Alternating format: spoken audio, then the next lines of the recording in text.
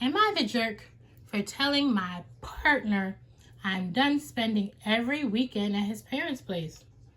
Every weekend at his parents' place, okay. That would be a little overwhelming for me as well. I have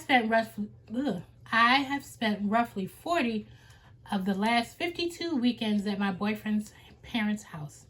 I counted because I needed to be sure I wasn't dramatizing before I opened my mouth. 40 out of 42 is a lot. Every weekend is a lot. We've been together for 3 years, and somewhere around month 14, this just became the standing plan without anyone officially deciding it. Friday evening, we drive out 45 minutes, we eat dinner with his parents, watch TV, and then we spend Saturday morning doing whatever his mom has planned, and then Sunday we drive home.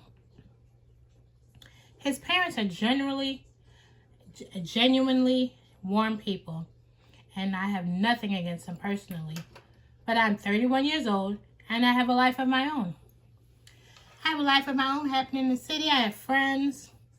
I have a spare room I've been meaning to sort out since February. And on Saturday mornings, I love to go to the farmer's market. I love a good farmer's market. The food there just seems extra good. Especially their chicken, the rotisserie chicken. That's my favorite. Oh, and the fruit is so fresh. Okay. There's a farmer's market near my building, and instead of sitting in someone else's living room making small talk, I like to go there. I raised it carefully in conversation about 2 months ago, and I framed it in rather a personal opinion rather than a complaint. I said I'd love to visit every other weekend, maybe once a month during busy periods, and then the current frequency was slowing. And that the current frequency was slowly draining me. He seemed to hear it, and I thought we were good. But in fact, we were not good. The pace slowed down for maybe 3 weekends, and then quietly returned to exactly what it was before. Usually through loose plans, and then somehow always resolved into the same drive out to the city. Last week, it was clear in my mind. I made up in my mind I was not going. And I wanted to stay home, and I told him that. And that's when it unraveled.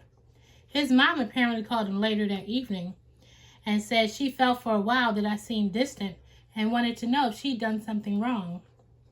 They were having side conversations. When you had that conversation 3 weeks ago. He relayed this to me and then said I made her feel bad by pulling back. I don't know how she knew since I never spoke to her about any of this, which means he told her about it himself.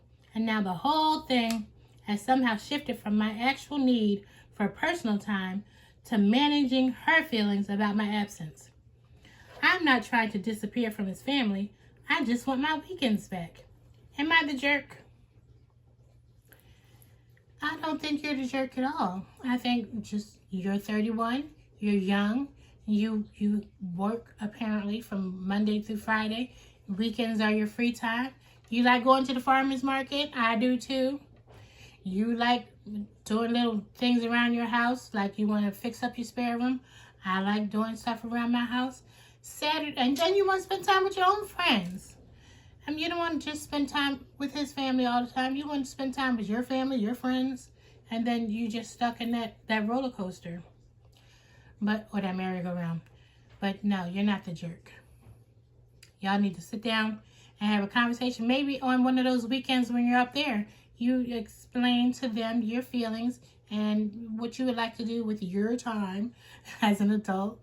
You know, you want to spend time with your family, your friends, doing your hobbies, and see how that goes. Am I overreacting for pulling out of a vacation over the sleeping arrangements? I'm a 33-year-old female. Me and my fiance, 35, were invited on a vacation by my sister, 42. We were told that she and her husband would pay for the rental property, which was somewhere we had stayed before on a previous trip. Originally, I told her I wasn't sure, even though this trip is still months away, because my fiance had just started a new job and we didn't know if he would be able to get the time off. I asked her for the exact days and told her we wanted to come but weren't sure, and I would let her know. I then received a text from her 2 days later telling me the house was booked and that she and her husband had talked and they wanted us to pay $400. This threw me a little bit, considering they originally said that they would pay for the rental. I found out that the $400 would cover the food for the week and also part of the rental. She also at this point informed me that she changed the dates by a few days. I told her that my fiance had already requested days off from the original dates that she had given me, and I wasn't sure if he would be able to change them, and told her I would talk to him about this. My fiance was able to get the time off, and we gave her the $400. However, the issue comes in when she told me that she allowed her 3 kids, ages 18, 14, and 12, to pick the rooms where they wanted to sleep, and that there were only 2 left, one which had a twin-size bed and one with a bunk bed. I told her that I didn't think it was fair for me and my fiance to pay $400 and have to sleep separately, even if it was in the same room, and that 2 of her children were sleeping in a king and a queen-size bed. She suggested that we could either push 2 twin beds together or we could sleep on a blow-up mattress, but she wasn't going back on allowing her kids to pick their rooms. I don't know if I would be in the wrong to back out on going on this vacation, but I should, but I don't know if I should back, okay. She suggested that we can either push 2 twins together or we could sleep on a blow-up mattress, but she isn't going back on allowing her kids to pick their rooms. She knew exactly which rooms they were going to pick. Like, which kids are actually going to say, oh, I want to sleep on a bunk bed instead of a king-size bed or a queen-size bed. Would I be overreacting if I backed out on the trip? No, dear, you would not be overreacting. To ask 2 grown-ups to pay money for sleepover beds is ridiculous. That's ridiculous, and it's demeaning. And she knows that would be demeaning for her. She wouldn't want to do that. So to ask you, a grown-up, to sleep in a child's bed is demeaning. You're too grown to be pushing beds together, and you're too grown to have to sleep on the floor when literal children are sleeping in beds that can accommodate 2 adults. Right, let's see what's next. And don't forget to like and subscribe and leave a comment. My girlfriend, 33 female, I'm a 32-year-old male. We've been together for a few years. In high school, she and her ex-boyfriend got married for a few weeks and then divorced. He is now marrying into the Catholic Church and has reached out to my girlfriend for proof of her baptismal status. Because she would have been a baby, he needs documents from her parents, signed in the presence of a notary. Interesting. Okay, I've never heard of such. I'm not a member of the Catholic Church or religion, but that's interesting. The high school wedding and fallout were contentious for my girlfriend's family, and she was glad to have it behind her. He was not affiliated with the Catholic Church at the time of their marriage. My girlfriend nor her family are affiliated with the Catholic Church. My girlfriend does not want her name in their records. She and her family do not want to participate, and I helped her respond to him accordingly.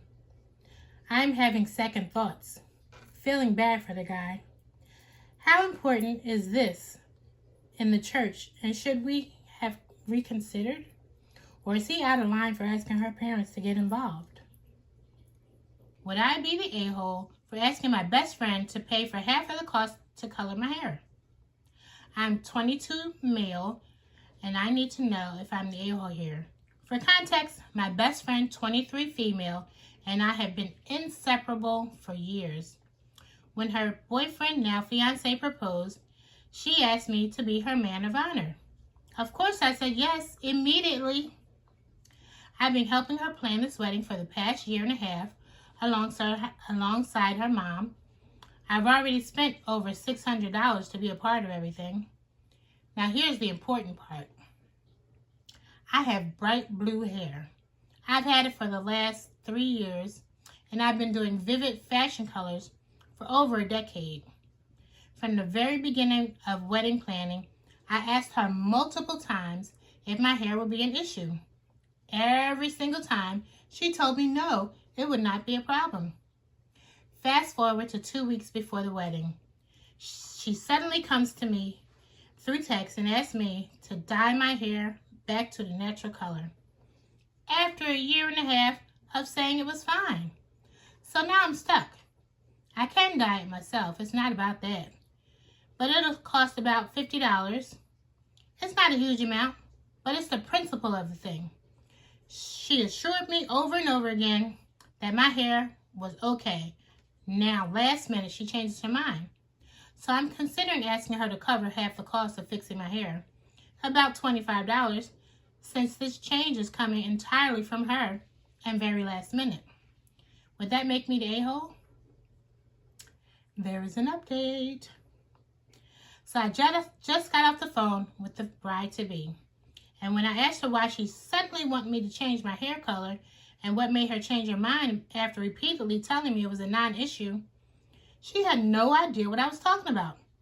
She sounded genuinely confused. I told her, hey, you texted me this morning and asked me to change my hair color. And she said she never did any such thing.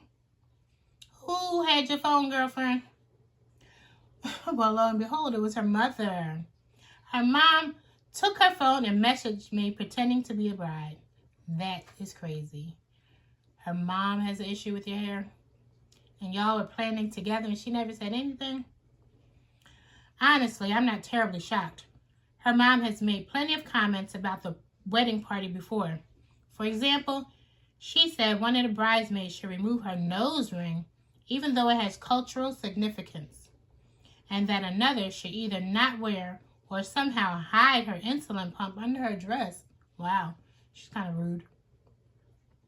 She's also made repeated comments about me being a man instead of a woman, and how unconventional it is for me to be the maid of honor. But you're the man of honor. Anyway, my best friend made it very clear that under no circumstances does she want me to change my hair color this close to the wedding. She said it would be completely ridiculous to ask such a thing. So I'm going to the wedding with my blue hair, despite her mother's wishes.